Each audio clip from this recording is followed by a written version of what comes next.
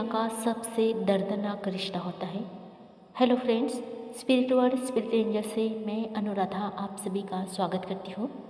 सबसे दर्द भरे रिश्ते में इसको गिना गया है हमारे ट्विन फ्लेम के रिलेशन को।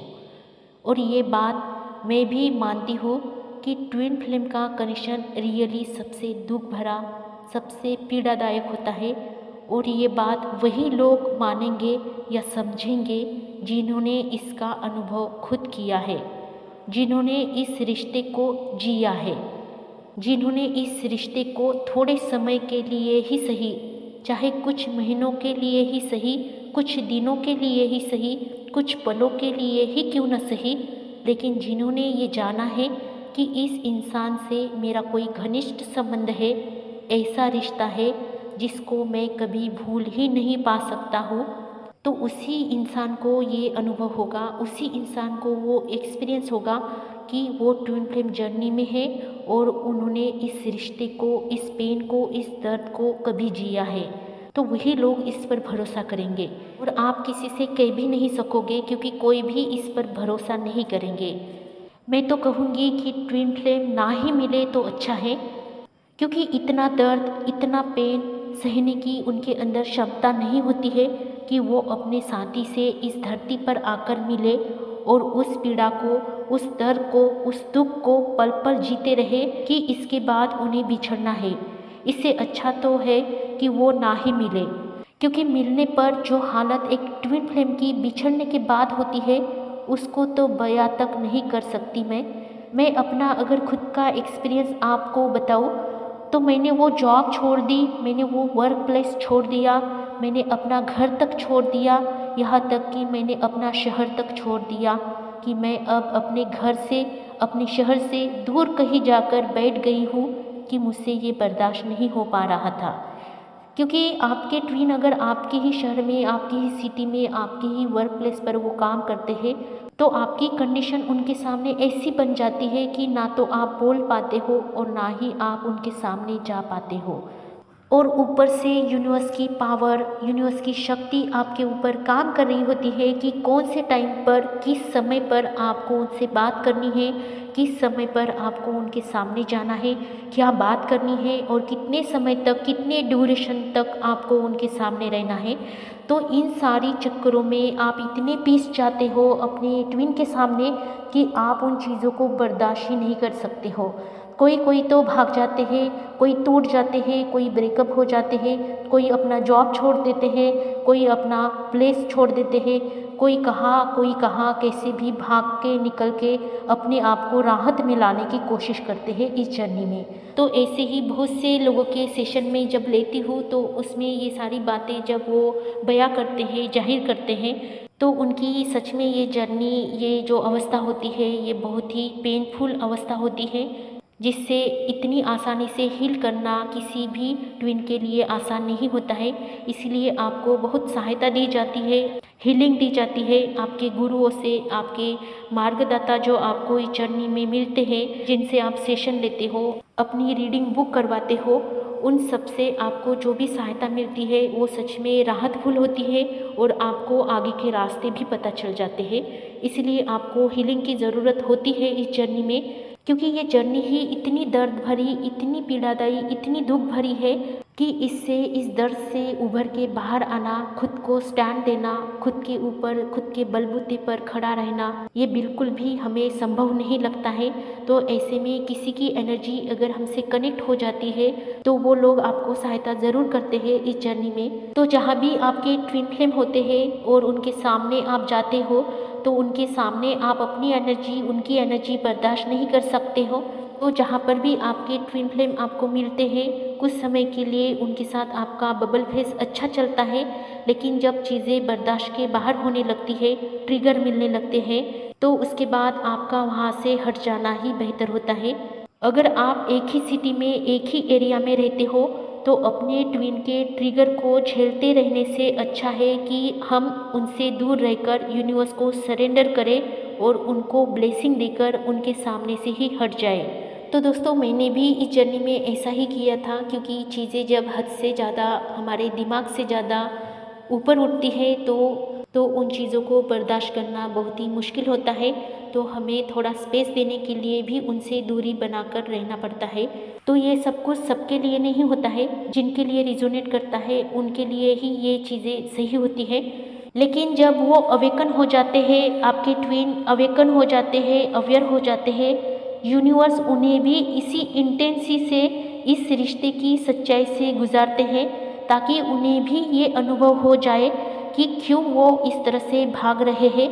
क्योंकि धन दौलत पैसा नाम फेम ये सब ऑलरेडी मैस्कुलिन के साइड में होता ही है।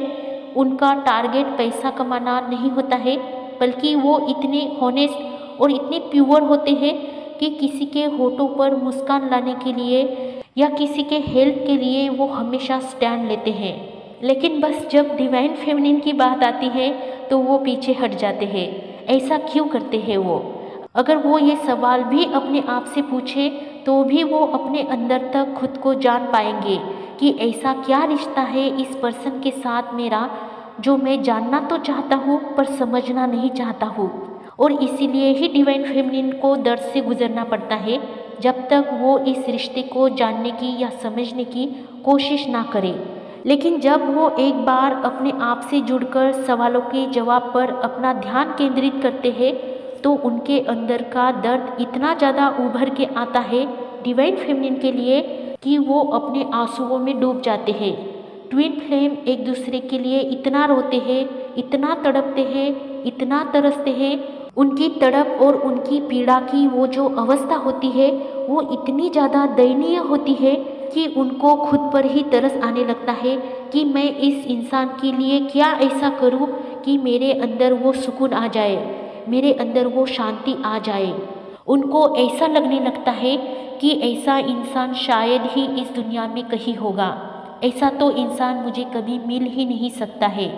जब ट्विन फ्लेम शुरू में मिलते हैं तो उनकी एनर्जी को हम इमेजिन ही नहीं कर सकते हैं और वो खुद भी अपनी एनर्जी को इमेजिन नहीं कर सकते, क्योंकि जब वो एक दूसरे से मिलते हैं तो वो इतने ज़्यादा प्रफुल्लित होते हैं, इतनी ज़्यादा सुकून भरी अवस्था में होते हैं कि मिलने के बाद उनके आनंद की, उनके आमने सामने आने की उन सुकून को वो बयां ही नहीं कर सकते हैं। इतना इंटेंस अट्रैक्शन उनके अंदर होता है एक दूसरे के प्रति।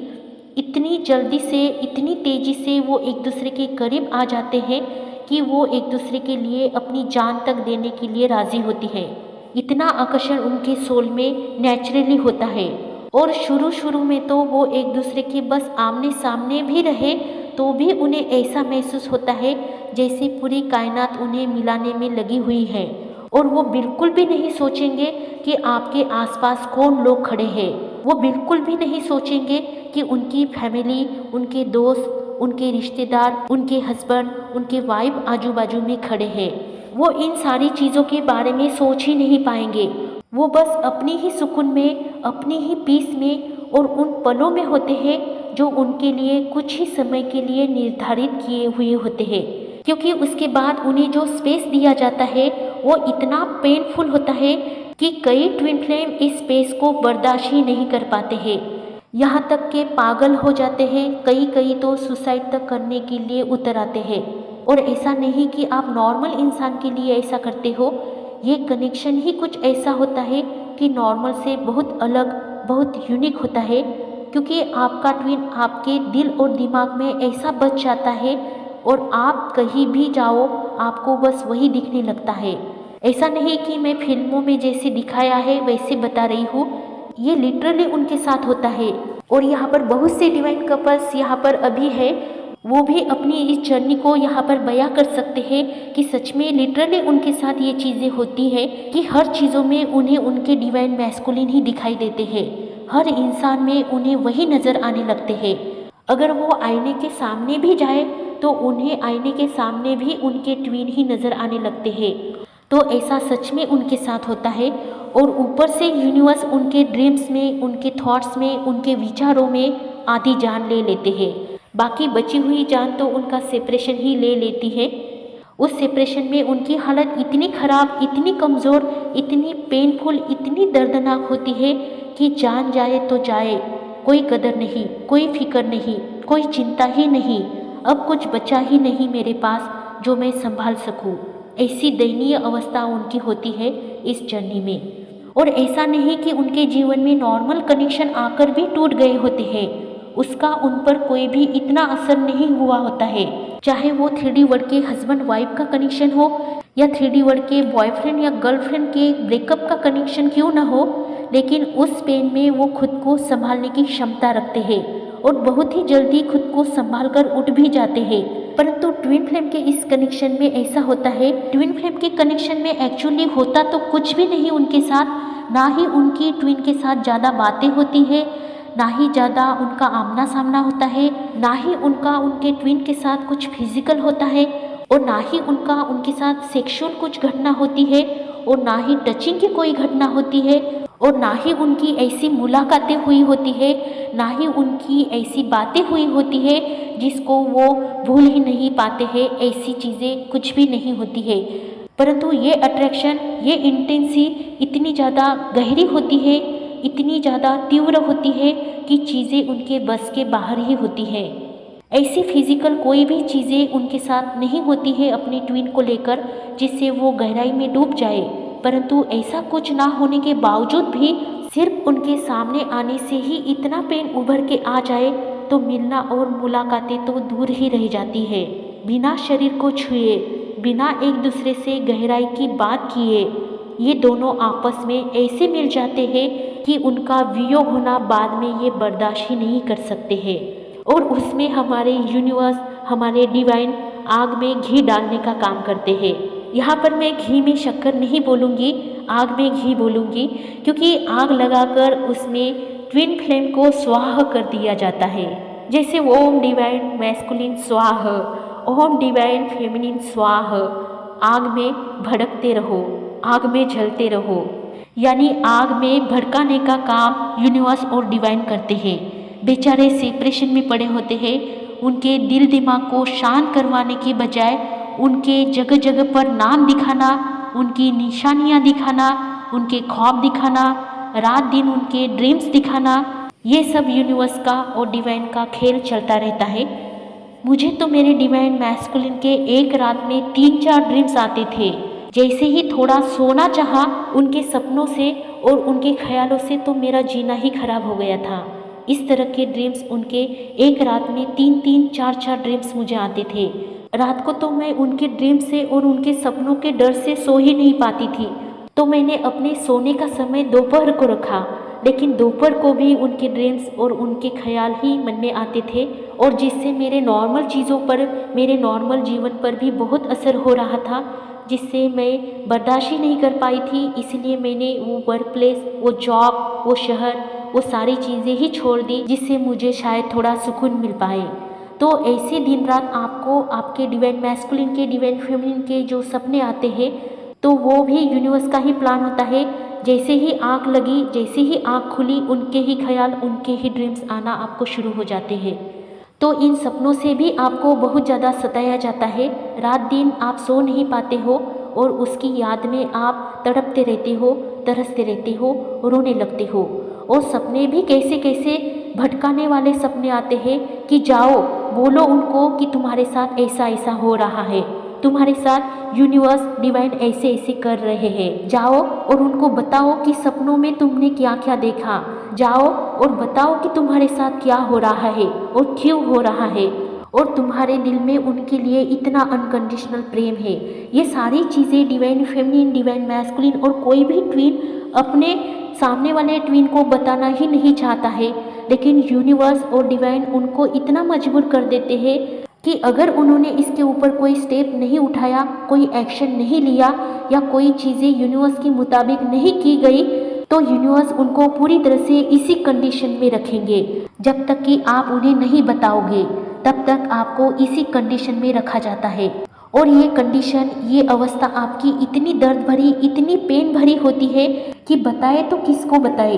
कोई यकीन भी तो करना चाहिए, क्योंकि ना फैमिली यकीन करेगी, ना दोस्त यकीन करेंगे, ना रिश्तेदार यकीन करेंगे। ऐसा तूफान मचता है आपके दिल और दिमाग में कि आपका दिमाग और दिल काम ही नहीं करता, आप पूरी तरह से ब्लैंक हो जाते हो। और ये ज़्यादातर उस ट्विन फ्लेम के साथ होता है जो इस जर्नी में लीडर का काम करने वाली होती है। उसकी तो इस जर्नी में ऐसी तैसी वाट लगा दी जाती है जैसे यूनिवर्स उन्हें ना इधर का रखते हैं ना उधर का रखते हैं। ऐसी अवस्था उनकी हो जाती है कि इधर कुआं उधर खाई, और जलते रहो बीच में, मध्यस्थ में, सेंटर में। और सेंटर में भी एक बिंदु लगाया जाता है कि उसी सीमित मर्यादा में ही रहना है। अगर मर्यादा का उल्लंघन करोगे तो गिर जाओगे, और अगर बचना है तो जैसा बताया वैसा करना होगा, वरना ऐसे ही पल पल जलने के सिवा कोई चारा ही नहीं है। बेचारी लीडर के फॉर्म में काम करने वाली ट्विन फ्लेम की सोल फंस जाती है डिवाइन और यूनिवर्स के बीच में, और उसका दूसरा जो ट्विन फ्लेम है वो नहीं समझ पाता है कि हो क्या रहा है। वो शॉक हो जाता है, वो समझ ही नहीं पाता है कि इसके साथ क्या हो रहा है और मेरे साथ क्या हो रहा है, और क्यों चीज़ें इस तरह से अस्त व्यस्त हो रही है, और क्यों मैं ऐसा फील कर रहा हूँ और क्यों ये ऐसा फील कर रही है। उसको तो साधारण सा कनेक्शन लगता है कि कोई हमारी तरफ अट्रैक्ट हो रहा है, कोई हमारे प्यार में गिर रहा है, तो इसमें बड़ी कौन सी बात है, क्योंकि मैं तो हूँ ही ऐसा। मुझे तो सब चाहने वाले हैं, मैं सबका चहेता हूँ, और मुझे कोई चाहता है तो इसमें कोई बड़ी बात नहीं होती है। इसलिए उस कनेक्शन को वो नॉर्मल ही समझते हैं कि मुझे चाहने वाले बहुत है। और अगर डिवाइन फेमिनिन उन्हें अपनी चाहत बयां भी करे तो भी उसकी चाहत पर उनका भरोसा ही नहीं होता है, क्योंकि वो नॉर्मल तरीके से ही इस कनेक्शन को देखते हैं और उसको मना भी करते हैं, इनकार भी करते हैं, रिजेक्ट भी करते हैं। या कोई कोई डिवाइन मैस्कुलिन तो उनकी डिरिस्पेक्ट भी करते हैं, उनका अनादर भी करते हैं।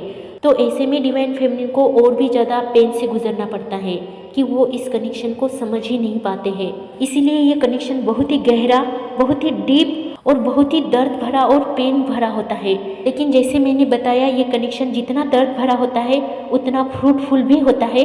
ये मैं आने वाले नेक्स्ट वीडियो में ज़रूर एक्सप्लेन करूँगी।